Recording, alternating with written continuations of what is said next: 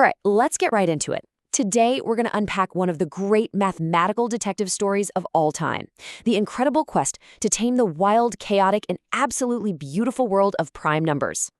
You look at prime numbers, right? And they just feel random. There's no obvious pattern. But mathematicians have always had this nagging feeling that underneath all that chaos, there's a secret law, some hidden order. The real question was, what is it? And how precise can we be? And it turns out there is a law, a really good one, in fact, for approximating how many primes there are. But here's the catch. It's not perfect. It's an estimate. And for a long, long time, the real mystery wasn't the law itself, but the size of its error. Just how wrong is our best guess? And this formula you're looking at right now, that's the answer. That's the solution to the mystery. It's the grand finale of an absolutely incredible intellectual journey. So today, we're going to follow the breadcrumbs and see exactly how the mathematician Charles de la Vallée Poussin finally cornered that error. Okay, so to really appreciate what de la Vallée Poussin pulled off, we need to set the scene. We need to understand the case he was trying to solve. What was this central mystery that was bugging number theorists for so long? Well, it all kicks off with the prime number theorem. It states that pi of x is approximately Li of x. So pi of x is the actual honest-to-goodness number of primes up to some number x. And Li of x, that's our best guess, a function called the logarithmic integral. It's a fantastic guess, but that little squiggly approximately equal to sign, that's where all the drama is hiding. To really understand that error, to pin it down, de la Vallée Poussin had to hunt down a really unusual group of suspects, the zeros of a function that honestly seems to have nothing to do with primes at all, at first glance anyway. Meet the Riemann zeta function. This thing is amazing. It's a function that somehow encodes all these deep, hidden truths about prime numbers. And it turns out that its zeros, these very specific points we call rho, they act like little control knobs. The exact location of these zeros dictates the exact size of the error in our prime number guess. So here's what it all boiled down to. Each of these important zeros, rho, is a complex number. It has the form beta plus I gamma. Now, the entire hunt focused on that first part, beta, the real part. It was known that if any of those betas could equal 1, the error would just blow up. It would be huge.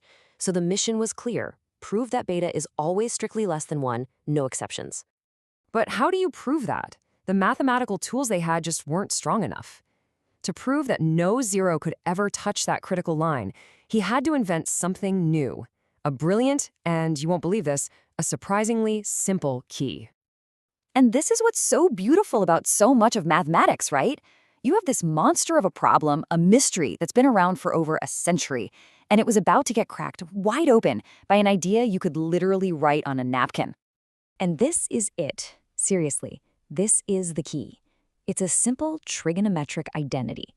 It just says that 3 plus 4 times the cosine of an angle plus the cosine of twice that angle is always greater than or equal to 0. No matter what angle theta you plug in, this expression can never be negative. This simple, guaranteed truth was the skeleton key. The absolute genius here is how de la Vallée Poussin took that simple cosine rule and transformed it. He found a way to link it directly to the zeta function, creating this monster inequality on the slide. He turned a simple truth about triangles into a powerful machine for understanding the primes.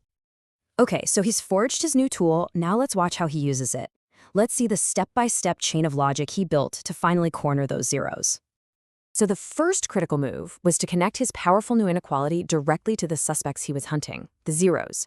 And he did that by using another known formula, one that expresses a part of the zeta function as a big sum over all of its zeros, all those rows.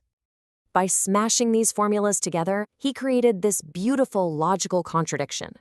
He proved that if a zero did exist with a real part of 1, it would violate his unbreakable cosine rule, which is impossible. It was like building a fence. For the first time, he established a zero-free region, a stretch of territory where he could prove no zeros could possibly exist. But just knowing they couldn't be on the line wasn't quite enough. He needed to know how far away they had to stay. So he went back, he refined his argument, and he started tightening the screws on where beta could possibly be. And this was the crucial breakthrough. He found this new, stronger bound. Beta must be less than 1 minus some constant c divided by the log of gamma. Now, what does that actually mean?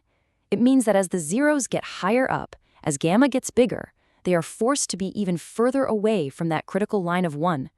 The fence gets stronger the further out you go. So, with the zeros finally under control, locked away from that dangerous line, it was time to close the case. It was time to use all this knowledge to derive the final, concrete formula for the error in the prime number theorem. The final steps unfolded like a perfect logical cascade.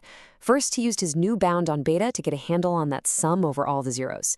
Second, he linked that sum to a different, kind of quirky prime counting function called psi of x, which is just easier to work with mathematically.